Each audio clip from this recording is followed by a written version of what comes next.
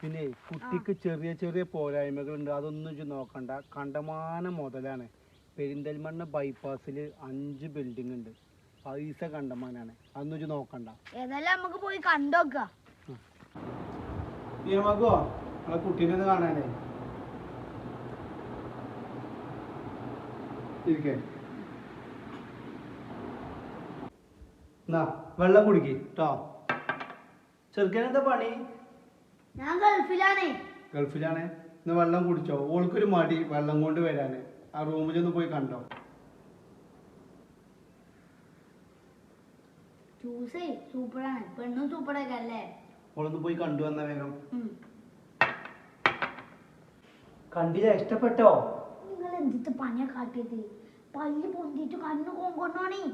ജൊർക്കനെ പറഞ്ഞോ, ഓൾക്ക് ചെവിയും കേൾക്കൂല അത്രേ.